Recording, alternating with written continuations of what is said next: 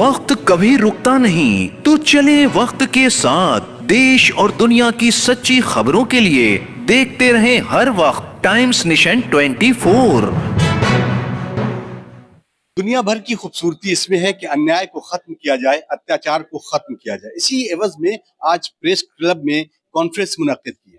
आदाब, नमस्ते, सलाम। मेरा नाम अतर काज़मी और आप देख रहे हैं टाइम्स नेशन। आज की कवर स्टोरी में जहां हम प्रेस कॉन्फ्रेंस की बात करेंगे, पूरे उलमा इकराम ने मिलकर जो इस्तेमारी ताकतें हैं उनके खिलाफ, अत्याचार और अन्याय के खिलाफ उठने वाली आवाज़ों को और बुलंद करने की कोशिश की है। पेश है ये खास रिपोर्ट।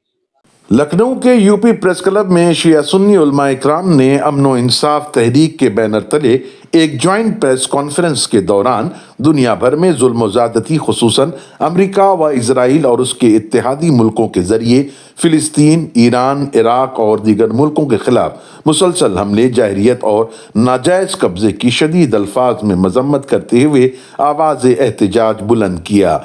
इस मुश्तरका प्रेस कॉन्फ्रेंस में उलमा इकराम ने साम्राज्यी ताकतों के जरिए अपने मफादात के लिए दुनिया भर में अमन व अमान को तबाह करने, मुहलिक हथियारों की तिजारत, कुदरती वसाइल पर नाजायज़ कब्जे, तिजारती मराकज़ पर कंट्रोल, सियासी बालादस्ती की कोशिशों की भी शदीद मजम्मत की। उलमा इकराम ने अमेरिका व इजराइल के जरिए मुसलसल ईरान को निशाना बनाने, ईरान में सत्ता परिवर्तन की साजिश और ईरान की आला क़यादत आयतुल्लाह ख़ामनाई के खिलाफ साजिशें करने और अगवा की धमकियों के खिलाफ अपने गम व गुस्से का इजहार किया।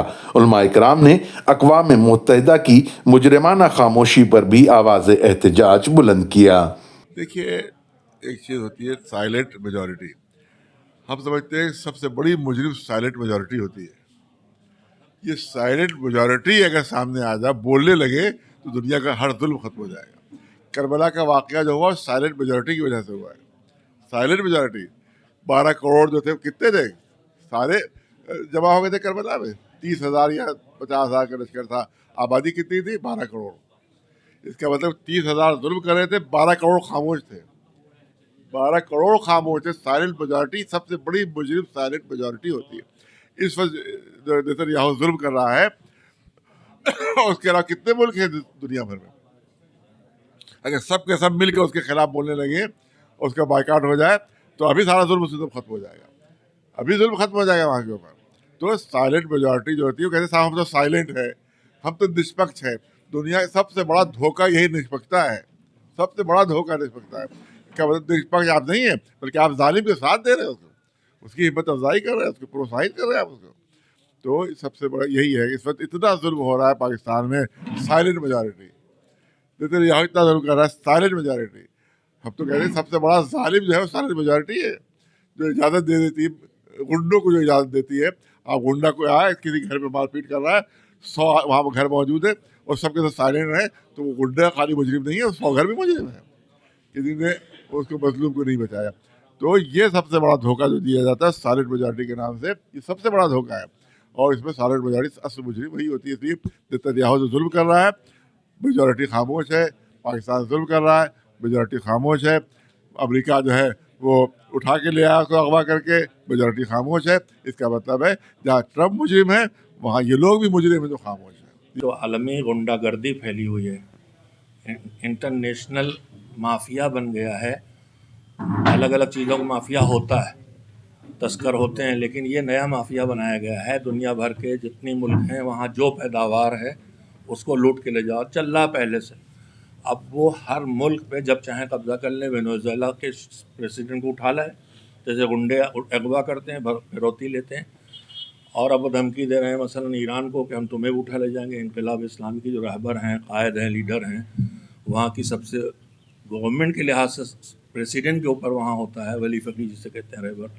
ये मुहिम चल रही है और हर जगह जुल्म फैल रहा है। तो हम लोग उठे हैं। हमारा मुल्क इंसाफ को पसंद करता है, अमन को पसंद करता है, मजलूम का साथी है, एक्सट्रीम पे किसी चीज़ पे नहीं जाता और सबसे अच्छे रिश्ते बना के रहना चाहता हमारा मुल्क। कुरान कहता है कि सारे अहले ईमान भाई भाई हैं, और अल्हम्दुलिल्लाह हालात ने अहले ईमान को किसी न किसी तरीक़े से मुत्तहिद होने पर मजबूर कर दिया है। मोहब्बत से न सही तो हालात के जबर ने मुत्तहिद होने का पैगाम दिया है।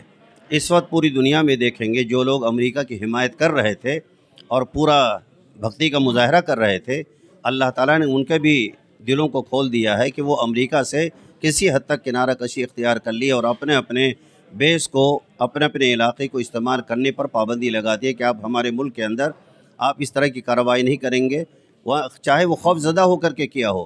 لیکن بہرحال کسی نہ کسی حد تک یہ ایران کے حق میں، اتحاد بین المسلمین کے حق میں یہ بہترین فعل ہے، ورنہ سب کے سب امریکہ کی غلامی کر رہے تھے۔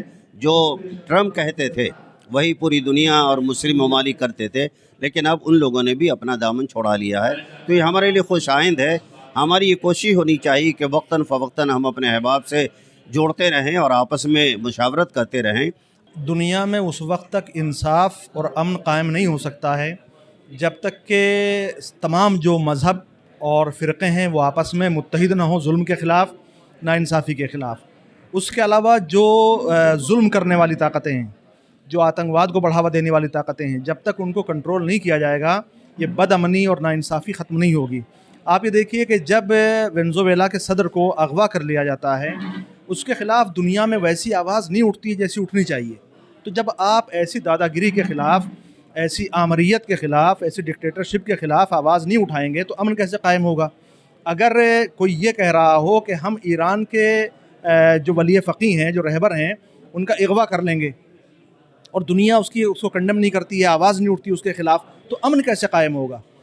غزہ میں آپ کہتے ہیں کہ اگر وہ طوفان الاقصی ہوتا ہے، اور ہماری حکومت نے بھی جیسا کہ کہا کہ وہ ایک دہشت گردانہ حملہ تھا، ایک آتنکوادی حملہ تھا جو حماس کی طرف سے کیا گیا، تو پھر اپنے حق کے لیے آواز جو لوگ اٹھا رہے ہیں، جو لوگ کھڑے ہوئے ہیں اپنے حق کے لیے، اگر آپ ان کی حمایت نہیں کریں گے اور اس کو کہیں گے آتنکوادی حملہ تھا، تو پھر انصاف کیسے قائم ہوگا؟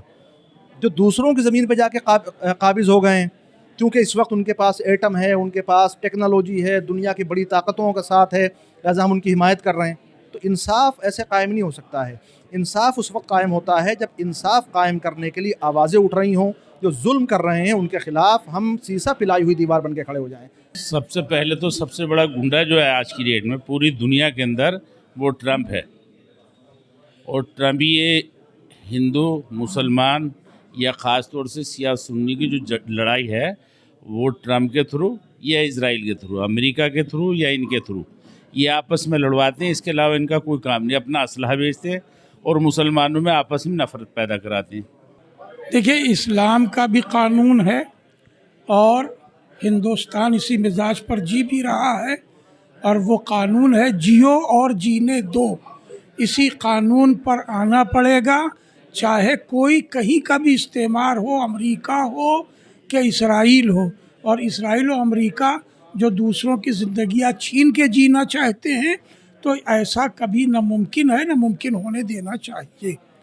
ساری دنیا کو جیو اور جینے دو کے ہی فیصلے پر قانون بنانا چاہیے اور اسی پر عمل کرنا چاہیے۔ اقوام متحدہ کو کسی بھی ملک کا چمچاگیر نہیں بننا چاہیے، اسے اپنی طاقت بنا کے رکھنی چاہیے اور سارے عالم کے لیے جیو جینو دو کا قانون بنانا چاہیے اور چلانا چاہیے۔